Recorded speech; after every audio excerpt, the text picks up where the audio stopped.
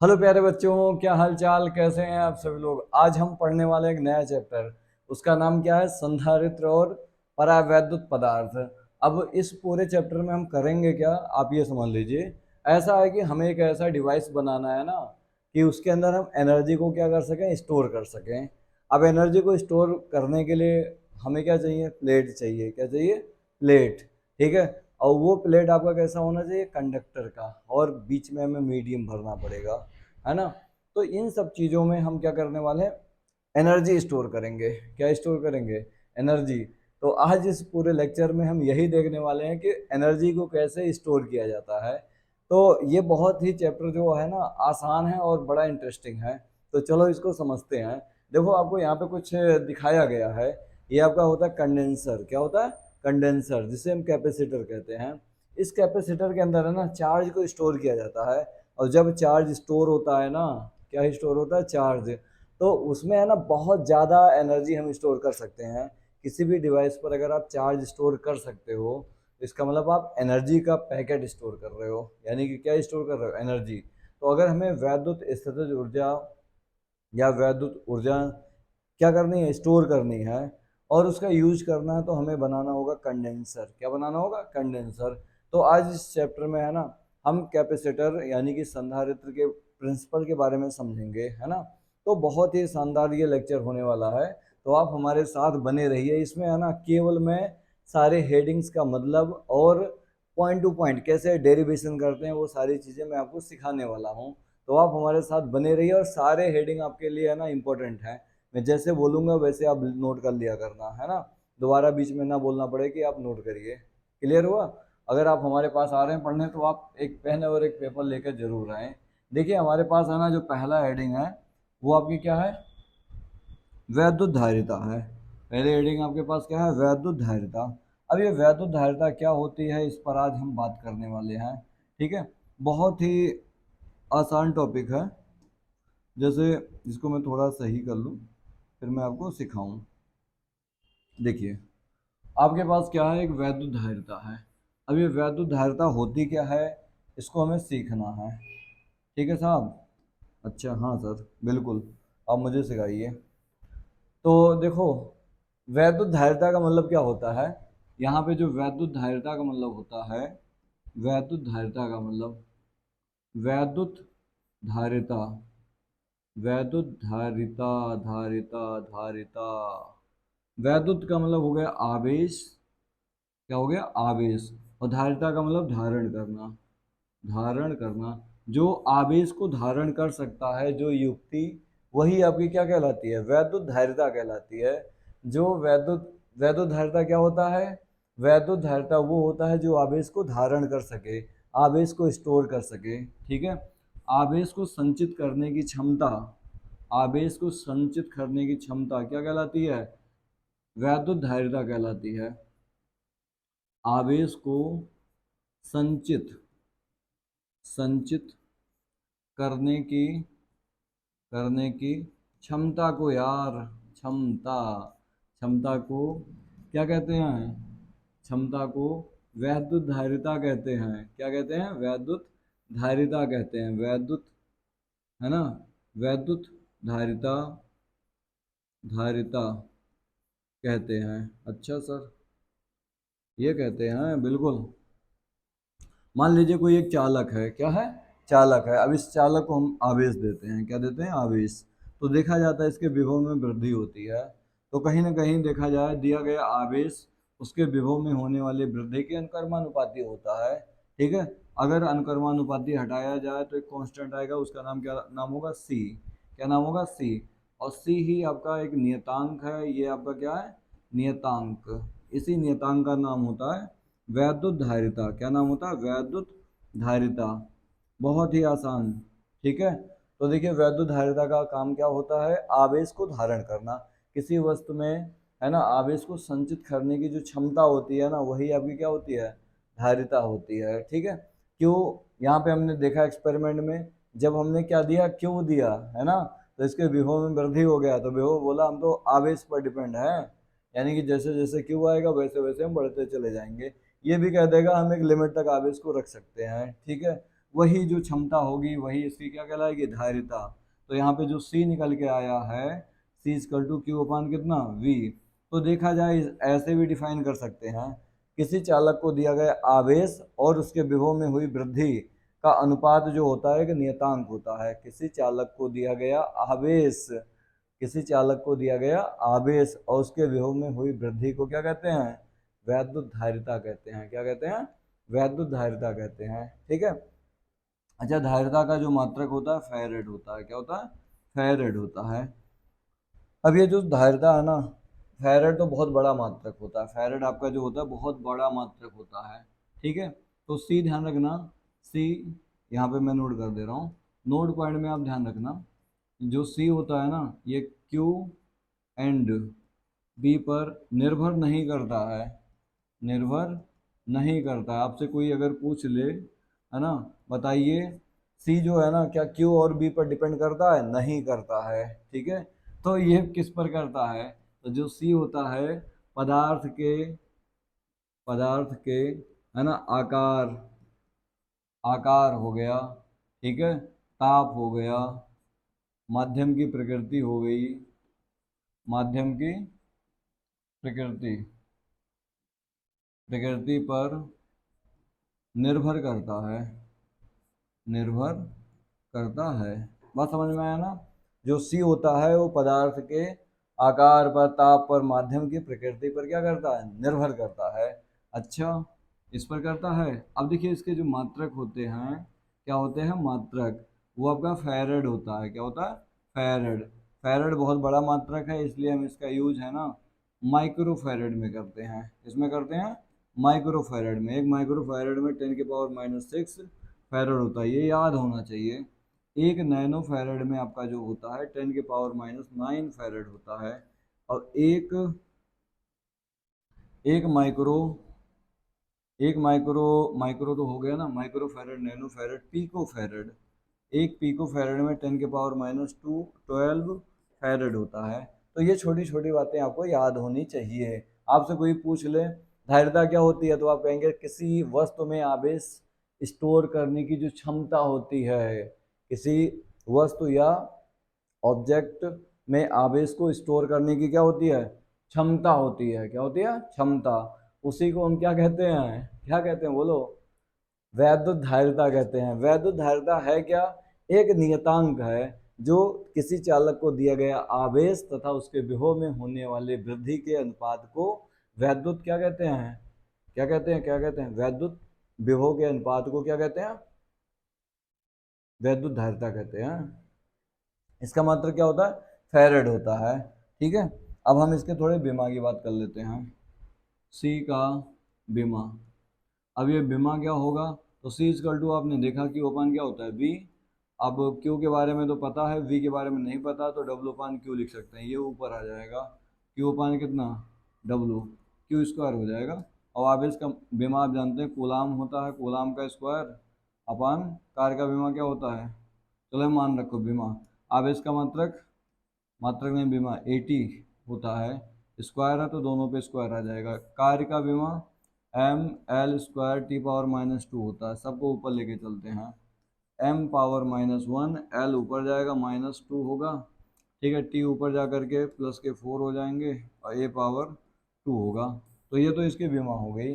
अगर m के इस पद्धति में मात्रक कहता है तो आप कहेंगे सर देखो द्रव्यमान पर, द्रव्यमान का मात्रक क्या होगा, किलोग्राम। ठीक है, ये किस में बात कर रहा हूँ, एम के एस पद्धति में, पद्धति में है ना, मात्रक की अगर हम बात करें, ठीक है, तो आप कहेंगे देखो सर ये आपका किससे रिलेटेड है, बोलो बोलो, द्रव्यमान से।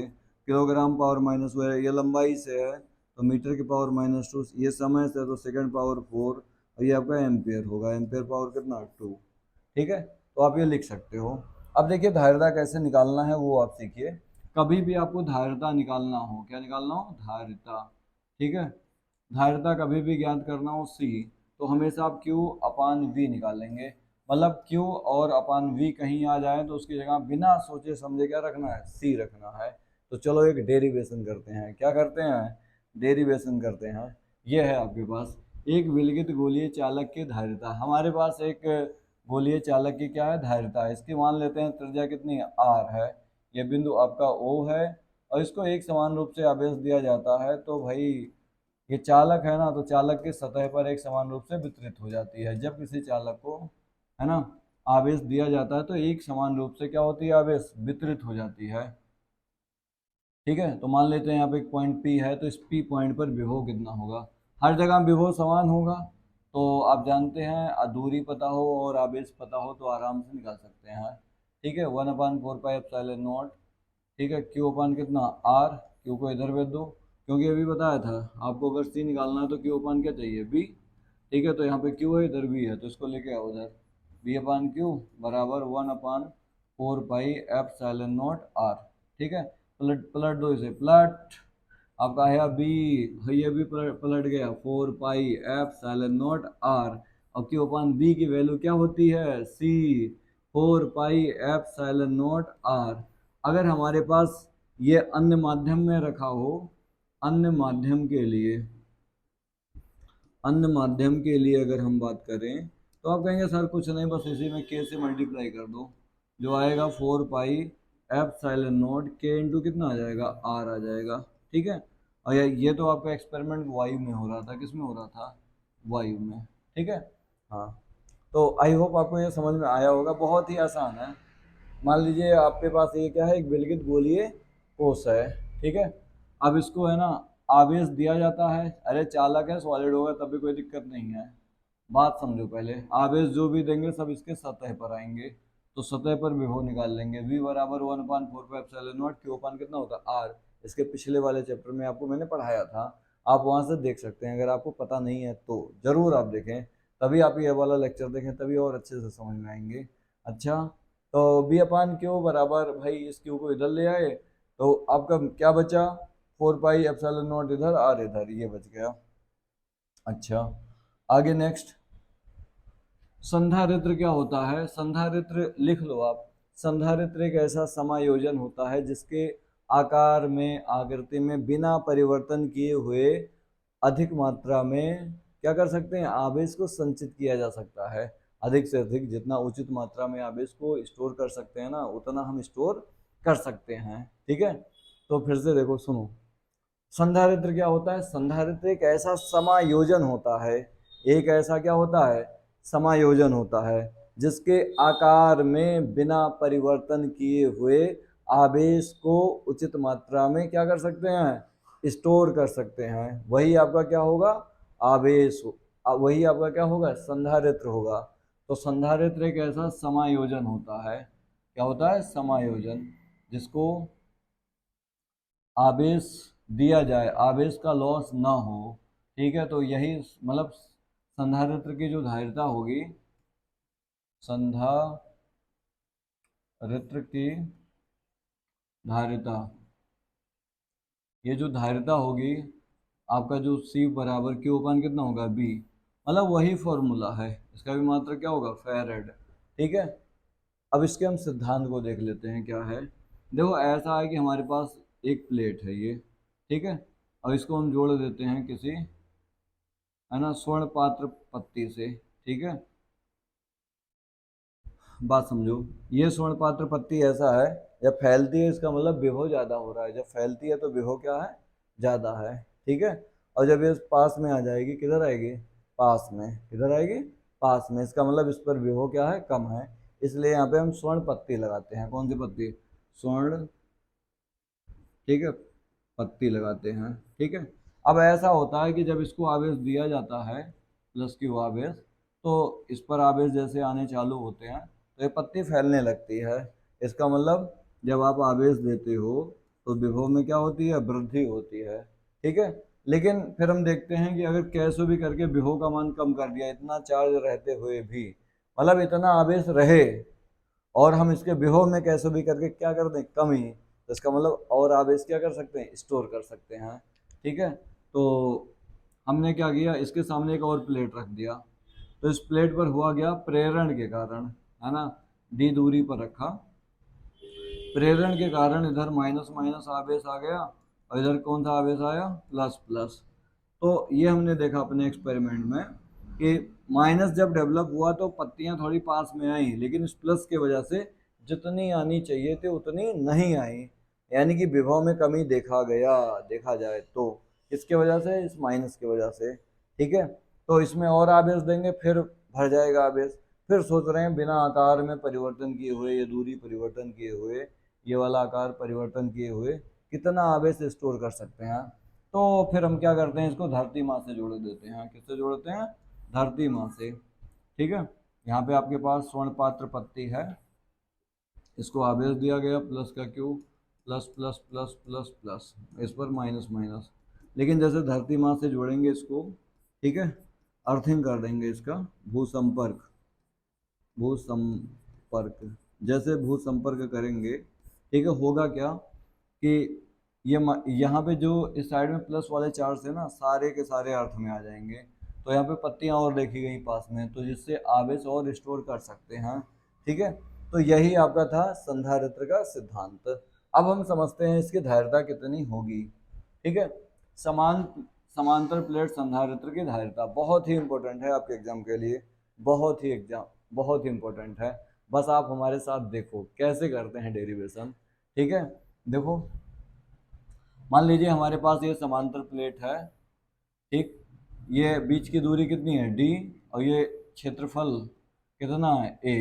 ठीक है, ये किसी स्वर्ण पात्र पत्ती से जुड़ जाएगा, इसको क्या कर देंगे, भूसंपर्क कर देंगे। क्या कर देंगे? भूसंपर्क।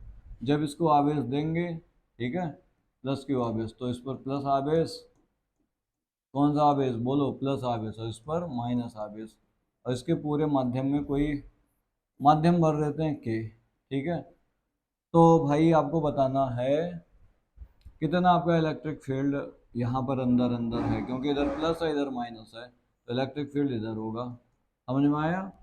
तो आपका जो वैद्युत क्षेत्र होगा, वैद्युत क्षेत्र, देखो आपको एक काम करना है, ये सब लिख लेना। माना प्लेटों के बीच की दूरी d, प्लेटों का क्षेत्रफल a, जिसके बीच में है ना k परावैद्युतांक माध्यम भरा है। क्या भरा है? k परावैद्युतांक माध्यम भरा है। ठीक है, तो अगर आवेश दिया जाता है तो एक पर प्लस, प्रेरण के कारण दूसरे पर क्या आ जाता है, माइनस। ठीक है, तो इसके बीच में क्या उत्पन्न हो जाती है, वैद्युत क्षेत्र की तीव्रता। अगर आपको याद हो, गॉस प्रमेय में पढ़ाया था मैंने, सिग्मा अपान एप्सिलॉन नॉट होता है। अगर माध्यम के भरा है तो के लिख देंगे, और सिग्मा की वैल्यू क्या होती है, क्यू अपान ए होती है। भाई आवेश बटे क्षेत्रफल, तभी तो बनेगा आपका पृष्ठीय आवेश घनत्व, तो सिग्मा इक्वल टू क्यू अपान ए।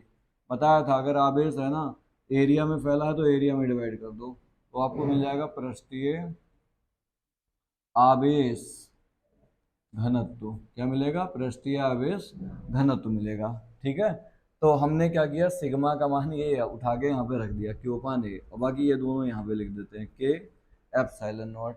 आया कि नहीं आया समझ में? अब हम क्या करेंगे ना, कह देंगे देखो जब वैद्युत क्षेत्र आया ना तो इसके बीच में वैद्युत विभवांतर उत्पन्न हो गया। क्या उत्पन्न हुआ? वैद्युत विभवांतर, विभवांतर। ठीक है, अब ये वैद्युत विभवांतर वाली कहानी क्या है यार, देखो बी बराबर ई इंटू प्लेटों के बीच की दूरी कितनी है, डी। ये ध्यान रखना है, अगर आपको इलेक्ट्रिक फील्ड पता है और दो प्लेटों के बीच की दूरी पता है तो आपको विभवांतर निकालना है, तो ई बराबर क्या कर देंगे, मतलब बी बराबर ई इंटू डी। ई का मान उठा के यहाँ पे रख दो, क्यू अपान कितना, के एप्सिलॉन नॉट ए इंटू डी। अब यहाँ पे क्या होगा, इस क्यू को नीचे बुला लो क्योंकि सी बनाना है ना। हाँ बिल्कुल बुलाएंगे, बी अपान क्यू बराबर, ठीक है, ये ऊपर गुणा कर देगा, डी अपान के एप्सिलॉन नॉट ए, पलट दो इसे, पलट पलट पलट पलट, भाई पलट गया, के एप्सिलॉन नॉट ए अपान कितना, डी, और यही क्यू अपान बी आपका क्या होता है, सी, के एप्सिलॉन नॉट ए अपान कितना, डी। ठीक है, तो आपके पास आ गया समांतर प्लेट संधारित्र की धारिता। अगर हमारे पास बात होती वायु माध्यम या निर्वात की, वायु माध्यम या निर्वात की, तो आप कहते हैं सर के बराबर कितना ले लो, 1, के बराबर कितना ले लो, 1, तो सी नॉट बराबर आपके पास यहाँ पे 1 रखेंगे, बचेगा इतना ही, तो एप्सिलॉन नॉट ए अपान कितना, डी, एप्सिलॉन नॉट ए अपान कितना, डी, एप्सिलॉन नॉट ए अपान कितना, डी। अच्छा सर यही आएगा, हाँ बिल्कुल, नोट करो भाई, हो गया, इसका स्क्रीनशॉट ले लो, नहीं रोक के नोट कर लो। अब आपके पास एक और डेरिवेशन आया। चलो समांतर प्लेट के बारे में पढ़ रहे हैं तो एक और देख लेते हैं। समांतर प्लेट संधारित्र की धारिता जब उसकी प्लेटों के बीच आंशिक रूप से परावैद्युतांक भरा हो। आंशिक रूप से क्या भरा हो? परावैद्युतांक भरा हो। अरे आओ करते हैं। जो हमारे पास ये प्लेटें हैं, क्या है? प्लेटें, प्लेटें। अरे बोलो ना, क्या है? प्लेटें। इनके बीच की दूरी कितनी है? डी। सेम वही कहानी है। ये भी आपका कैसे स्वर्ण पात्र से जुड़ा है, इसको आवेश क्यों दिया जाता है? Plus plus plus plus plus आवेश उत्पन्न हो जाता है, ठीक है। और इसको अर्थिंग कर दिया जाता है, इधर minus minus minus minus minus.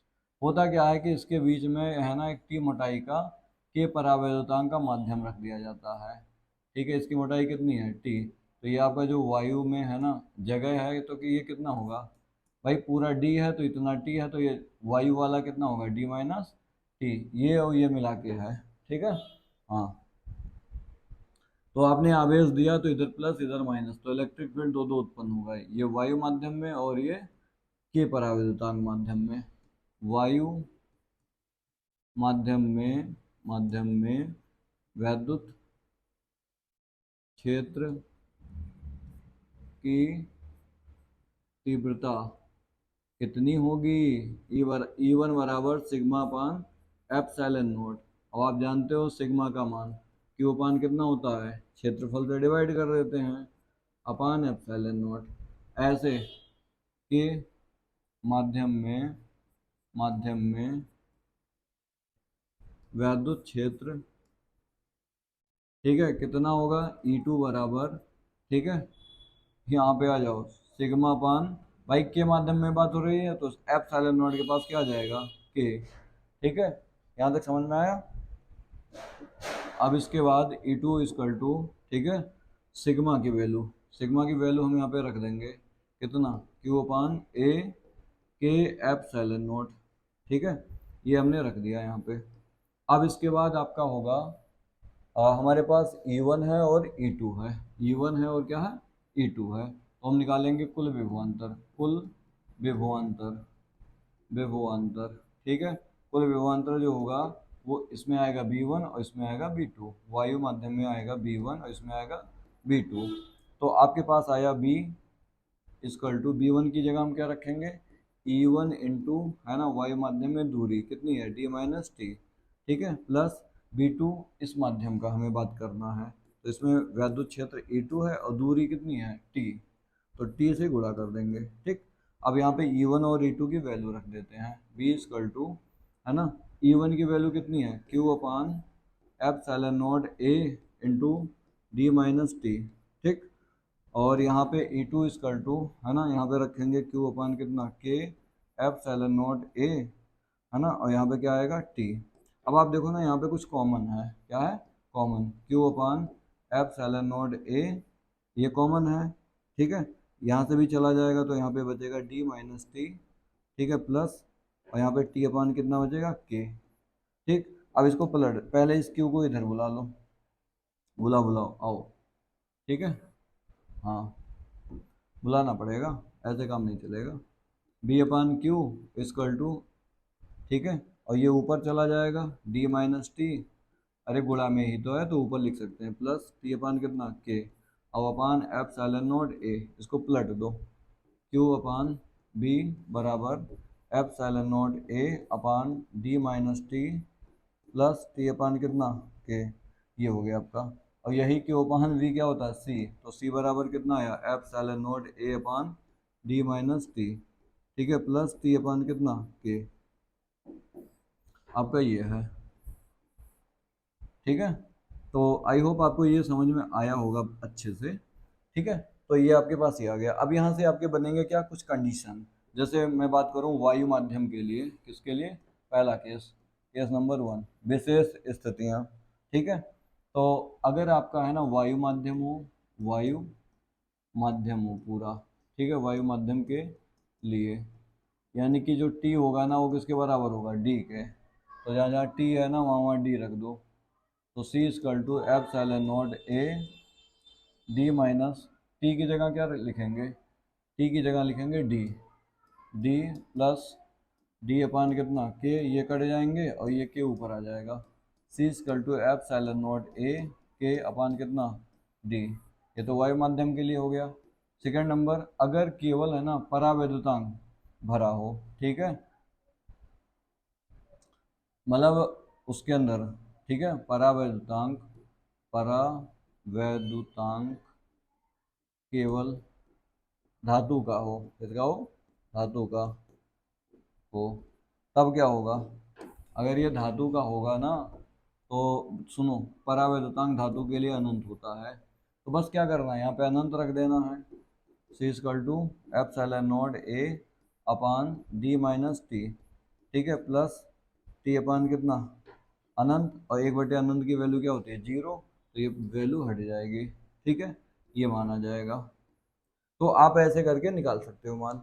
तो आई होप आपको ये समझ में आया होगा। अब मिलते हैं आपसे एक नए अगले लेक्चर में, है ना। आप इसके नोट्स को बना लेना, और जब मैं बता रहा हूँ ना स्टार्टिंग में, जैसे जैसे जो स्ट्रक्चर बनाता हूँ उसके वैसे ही थ्योरी लिखने होते हैं, ठीक है।